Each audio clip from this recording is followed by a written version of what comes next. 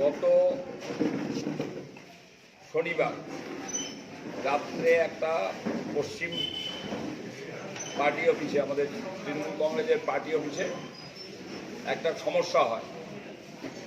সমস্যাটা সূত্রপাত আমরা পরবর্তীতে জানতে পারি দুপুরবেলায় থেকে। দুপুরবেলায় সেইখানে আমাদের কিছু দলীয় কর্মী সেই পার্টি অফিসে বসা ছিল। আমাদের বর্ষিয়ার নেতা ব্লক নেতৃত্ব বড়মরিচার জব্বার মিয়া, তার ছেলে রশিদুল মিয়া আমাদের সহসভাপতির খোঁজে পশ্চিম পার্টি অফিসে আসেন। সেই এসে তিনি সাহের মিয়ার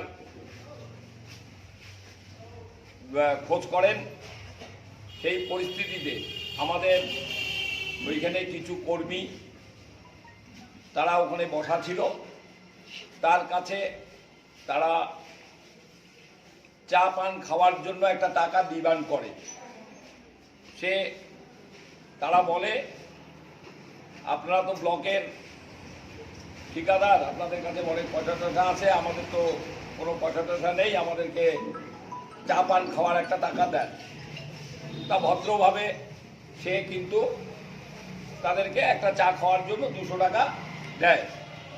কিন্তু 200 টাকা তাদের পছন্দ না হওয়ার ফলে তারা তার মোবাইলটা নিয়ে নেয়।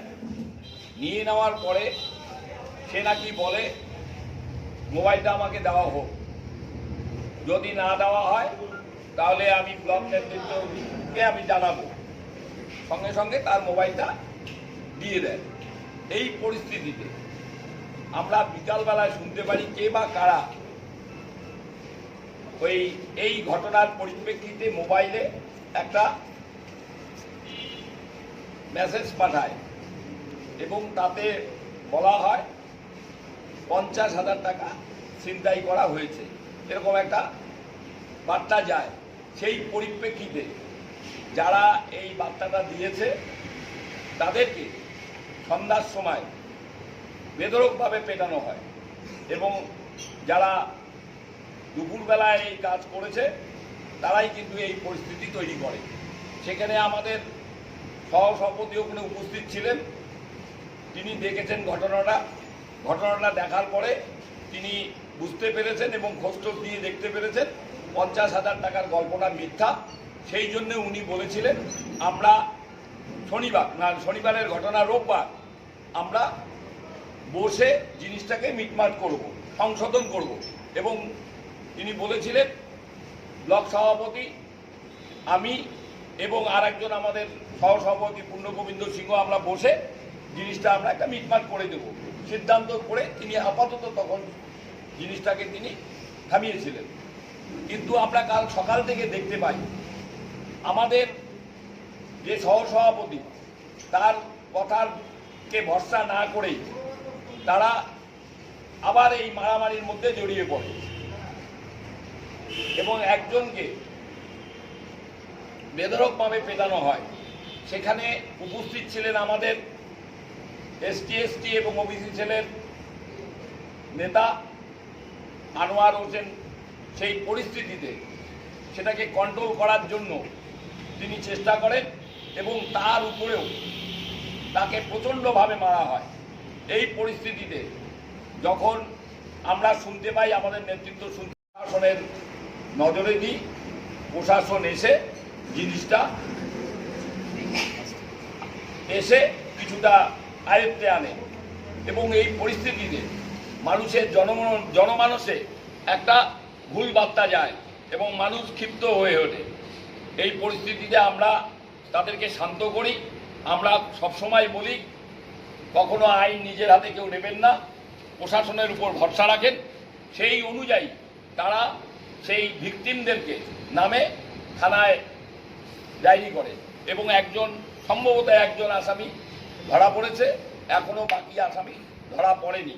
এই পরিস্থিতিতে আমরা আমাদের কর্তব্য অনুযায়ী আমরা আমাদের উপস্থানীয় আমাদের যেহেতু গার্জিয়ান এবং জেলা সভাপতি মাননীয় পার্থপ্রতিম রায় মহাশয়কে আমরা তার অবগতি করি এবং তিনি ঘটনাটা সরেজমিন তদন্ত করে আজকে 10:45 আমাকে ফোন করেন এবং ফোন করে বলেন ঘড়ি বুথ নাম্বার 290 গোলেনাহাটি অঞ্চলের বুথ নাম্বার 290 হানিফ মিয়া ঘড়ি এবং সাইফুল মিয়া সাইকেল ওরফে সাইকেল এই দুইজনকে দল থেকে বহিষ্কার করার জন্য আমাকে সুপারিশ করেন। যেহেতু আমাদের উদ্বোধন কর্তৃত্ব আমাদের জেলা নেতৃত্ব এবং জেলা সভাপতি যেহেতু আমাকে অর্ডার দিয়েছেন, আমরা সেই পরিস্থিতিতে আজকে এই সময় একটা মিটিং ডেকে এবং সাংবাদিক সম্মেলন করে আমরা সেই হানিফ মিয়া ঘড়ি এবং সাইফুল মিয়াকে আমরা আপাতত দল থেকে বহিষ্কার করার একটা সিদ্ধান্ত নিলাম এবং আমরা চিন্তা করব এবং ভবিষ্যতে আমরা জানাবো জেলা সভাপতিকে আমরা যে সিদ্ধান্ত নিলাম সেটা আমরা অবশ্যই তাকে জানাবো। এবং আমরা যদি মনে করি এই হানিফ মিয়া এবং সাইফুল মিয়া যদি তারা শুধরানোর পরে যদি তারা আমাদের দলে আবার আসতে চায়, তার বিহেভিয়ার এবং তার কার্যকলাপ যদি ভালো হয়, আমরা নিশ্চয়ই আবার আমাদের জেলা সভাপতির কাছে আবেদন করব তাদেরকে আমাদের দলে নেওয়ার জন্য। যাই হোক, এটাই আমাদের দলের সিদ্ধান্ত এবং জেলা সভাপতির সিদ্ধান্ত আমরা আজকে সবাইকে জানিয়ে দিলাম। এবং এ সত্ত্বেও আমরা আমাদের বাকি ব্লকের যারা আছে সবাইকে আমরা এই মেসেজটাই দিতে চাই, যদি যারা না শুধরিয়ে থাকেন এই পরিস্থিতিতে আমাদের দলে ভাবমূর্তি যাতে নষ্ট না হয় সেটা দেখার দায়িত্ব কিন্তু সম্পূর্ণ কিন্তু আপনাদের নিজস্ব। যদি আপনারা মনে করেন, যদি দলটাকে যদি আপনারা কেউ মনে করেন এটা একটা ব্যবসার জায়গা, ব্যবসা করে খাবো, তাহলে কিন্তু আমাদের কিছু করণীয় থাকবে না। তার কারণ আমাদের জেলা সভাপতিকে আমাদের জানাতেই হবে। তার কারণ অতিরিক্ত হিসাবে যেহেতু তিনি আমাদের এখানকার প্রার্থী ছিলেন, দ্বিতীয় অভিভাবক কিন্তু তিনি আমাদের, একদিকে জেলা সভাপতি, একদিকে যেহেতু তিনি আমাদের এখানকার প্রার্থী। যাই হোক, আমরা আশা করব আপনারা সঠিকভাবে চলবেন, মানুষকে সহযোগিতা করবেন, মানুষকে বিপদে ফেলবেন না, এই আশা করি আমরা আমাদের শীতলকুচি ব্লক তৃণমূল কংগ্রেসের পার্টি থেকে। ধন্যবাদ সবাইকে।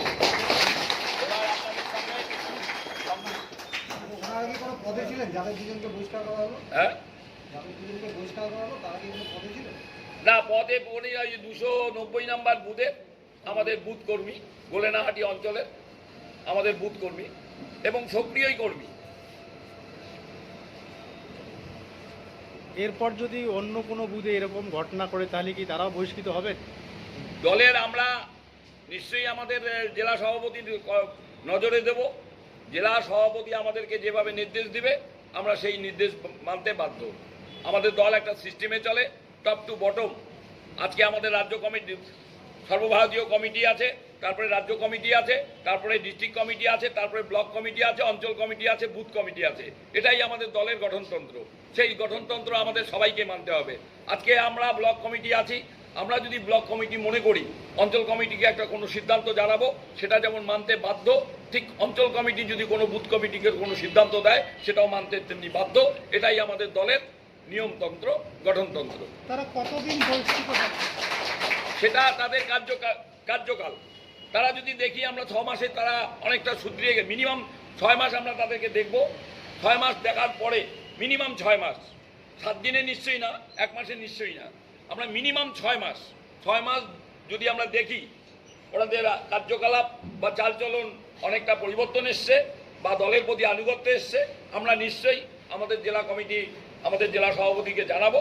আমরাও তখন আপিল করব তাদেরকে দলে ফিরিয়ে নেওয়া হোক।